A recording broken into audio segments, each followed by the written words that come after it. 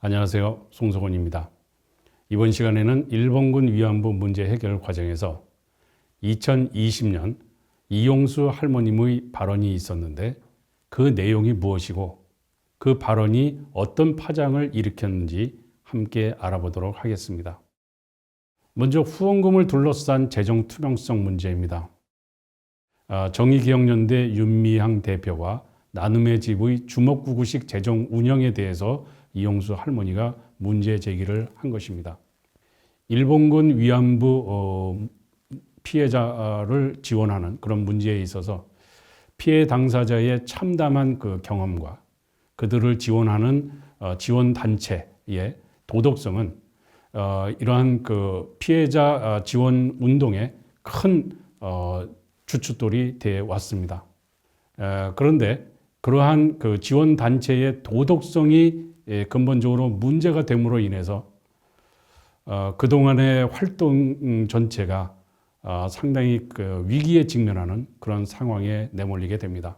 이용수 할머니께서 지적하신 내용은 먼저 후원금을 둘러싼 재정 투명성과 관련된 문제입니다. 정의기억연대의 윤미향 대표와 나눔의 집의 주먹구구식 재정 운영이 그 중에 하나였는데 성금과 모금 금액의 위안부 피해 할머니 지원이 미흡하다. 모금 금액이 상당액에 달하지만 위안부 피해 할머니에게 직접적으로 지원된 것은 거의 없고 있어도 상당히 미약하고 대부분이 단체의 통장에 그대로 있다라고 하는 점입니다. 그래서 그것이 횡령 의혹으로 이렇게 제기가 된 측면이 있습니다. 이 문제를 해결하기 위해서 그렇다면 정의기억연대가 그동안 성금과 모금을 받은 통장, 그 기부금의 사용 내용 이런 것들을 자료를 공개를 하면 그 의혹 문제가 해소될 수 있는 그런 문제이기도 하지만 정의기억연대는 기부금의 사용 내역의 공개를 거부했습니다. 이로 인해서 후원금을 둘러싼 재정 투명성 문제가 상당한 이슈로, 사회적인 이슈로 제기되게 됩니다. 이용수 할머니는 또 한편으로 위안부 할머니를 정의기억연대가 지원하고 후원하고 한 것이 아니라 오히려 자신들의 사리사욕을 위해서 이용한 것이 아니냐 하는 그런 의문을 제기했습니다.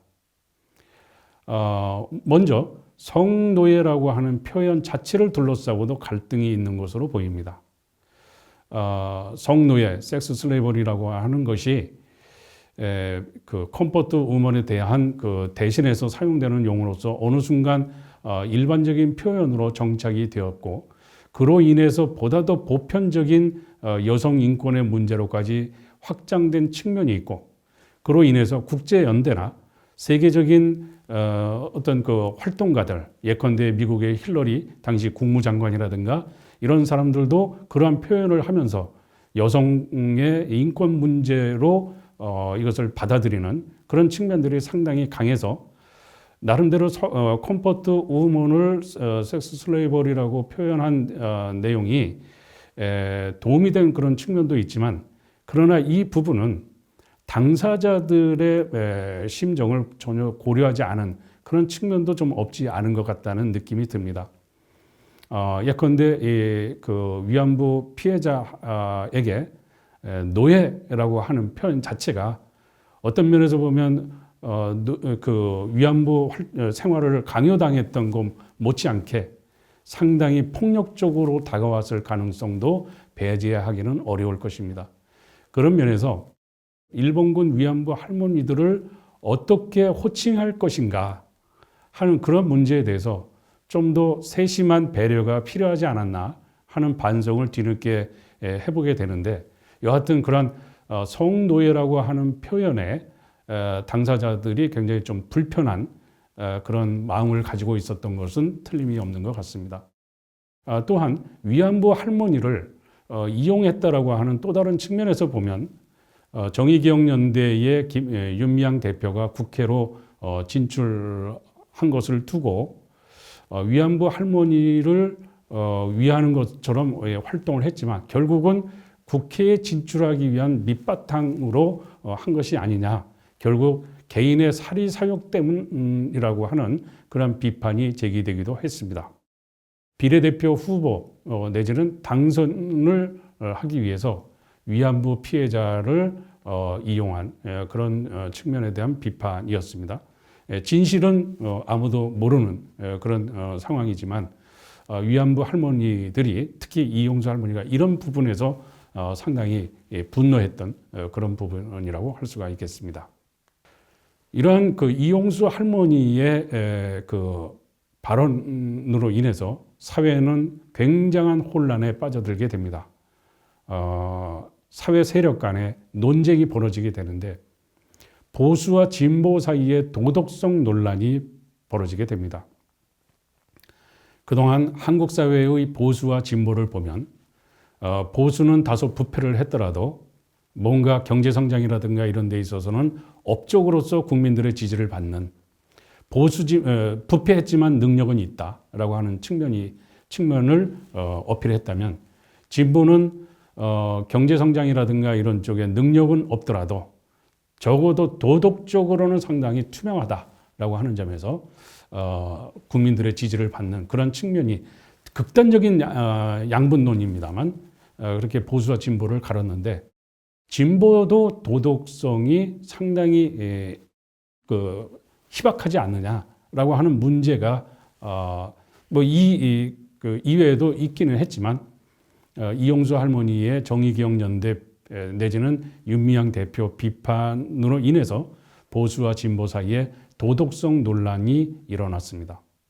위안부와 강제징용 피해자를 대변하는 몫을 둘러싼 비례대표 후보 경쟁이 당시에 윤미향 대표와 강제징용 피해자를 대변하는 몫으로서의 최용상이라고 하는 분 사이에 비례대표 후보 경쟁을 벌였었는데 그러한 그 경쟁에서 밀린 쪽에서 나름대로 윤미향 대표와 정의기억연대의 도덕성을 상처내기 위해서 이런 문제를 제기한 것이 아니냐 하는 그런 또 음모론 같은 이야기들도 나오고 그러면서 일단은 일반 국민들의 입장에서 봤을 때는 위안부 피해자와 지원단체의 도덕성을 둘러싼 논란이 일어나게 된 것만은 틀림이 없고 이것은 피해 당사자나 지원단체에 씻을 수 없는 큰 상처를 남긴 그러한 발언이었으면 틀림이 없습니다. 이와 같은 일련의 혼란 속에서 윤미향 대표를 고발하는 그 세력이 있고 그로 인해서 검찰이 윤미향 대표를 불구속 기소하게 됩니다.